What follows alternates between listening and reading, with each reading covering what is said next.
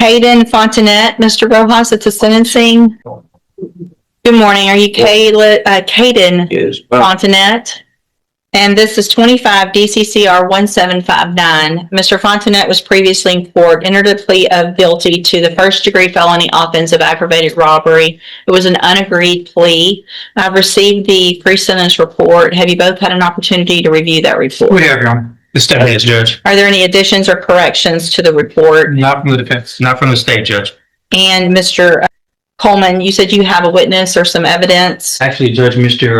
Rojas has graciously stipulated to the admission of the surveillance video from the convenience store in question. So Okay. I need to call my custodian record. With the court's permission, first of all, I'm offering states one. No objection. Make that states two, because this one was the plea admonishment documentation, please. I'm offering states two. No objection. States two is admitted. Permission to publish, Judge. Yes, sir. Judge, I think that's all I wish to publish unless the court wants to see the entirety of the video. But I think that's enough. Any other evidence or witnesses? So just brief argument if I may. Any other evidence or witnesses for Mr. Rojas? No, Your Honor, Mr. Rojas, you may make argument first. Thank you, Judge. And obviously, after seeing that video, it makes what we're asking for harder to do. What we're here asking for this morning, Judge, is probation. Mr. Fontinette's defendant, he is a young offender. I know the court is tired of hearing the same story over and over again, young guys with guns in here. He's got a limited criminal history. I believe this is his first felony. He's never been on any kind of felony supervision or felony probation. Unfortunately, he's just fallen into the same situation that we see so many other youthful offenders fall into. He's got no direction in life. He's very little support at home. Sees no way out of the situation that he's in, so he goes and decides to rob a store and get some money. Did the wrong thing. And if his story in the PSI is to be believable for what I believe is the right reason, he's trying to help his mom out at home, he's trying to pay some bills, keep the lights on. Certainly there are better ways to go about doing that. And I hope that the time in jail has taught Mr. Fontinette that. We've got options here, Judge. We can send him to prison or we can put him on probation. Certainly he's on the road if this conduct continues, he's on the road with prison. I don't know that the day is the best time to make that exit for him. He's got a long life to live. We can send him to prison. He can be there for a few years and come back out. I don't know that he's going to get the help that he really needs in prison. There are programs available on probation that if he's serious about turning his life around, like he says in the PSI, those programs can help him. And if he does take advantage of those, it in turn would make the community a little bit safer. Because there'd be one less guy running around with a gun when he does get out of prison, if that were the road that you chose to take. Planning on living at home with his mom. I think he has some younger siblings there. To his benefit, before he was even arrested, he started a GED. I think on the night that this happened, he had just finished a GED class and made a dumb decision to go hang out with these guys that he should not have been hanging out with, and did this robbery. Again, Judge, you've got two options. You can send him to prison or you can try to get him some help on probation, and hopefully he will take advantage of that. And certainly if he doesn't, we're going to know pretty quick, and you'll have another chance to send him to prison probably for a longer time. All right, thank you. What is the status of the other two?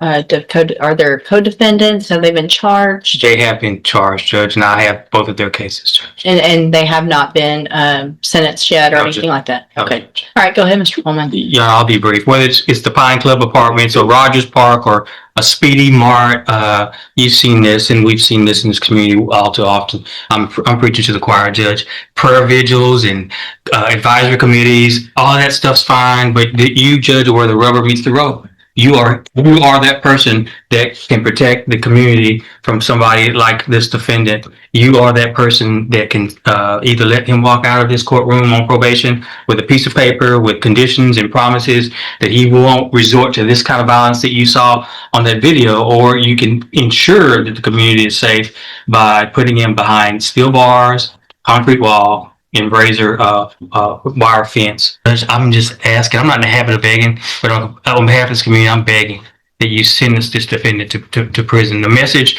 that needs to be sent to this defendant and his circle of friends and anybody who would want to be like this defendant is that if you pick up a gun with the intent to commit violence, you're gonna pick up a 15, 20, 25-year prison sentence, Judge.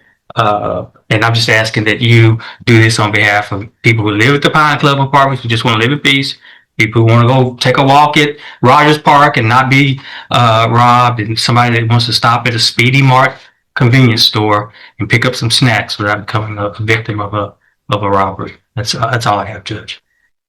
Thank you, Mr. Coleman. So,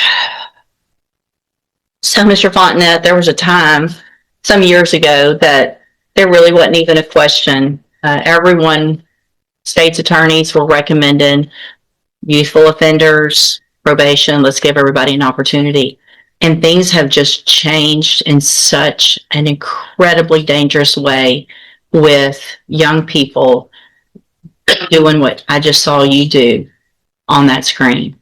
I cannot imagine the fear that person had that was working in that store, that he now has, just trying to go to work, make a living, and go home.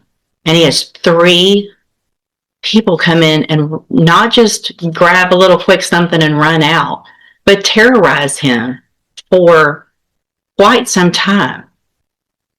Pulling him around, yanking him around, putting guns in his face, all 3 of you. I also, in addition to the PSI, get jail incident reports. And you apparently like to fight and jump people, which is what's been happening in the jail. So it makes it very difficult for me to go, oh, this is somebody that's going to get out and behave, who can follow the rules, because you can't even follow the rules in jail. And the pre-sentence report shows that you're a high risk level, which tells me that after they've looked at everything, that you don't have, unfortunately, a good likelihood of being successful if I were to put you on probation. And Mr. Coleman's right. We're tired of it.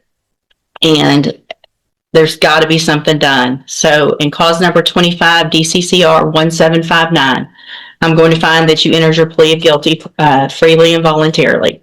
I'm going to find sufficient evidence to find you guilty. And at this time, I'm going to find you guilty of aggravated robbery. I'm going to sentence you to a term of 25 years in the institutional division.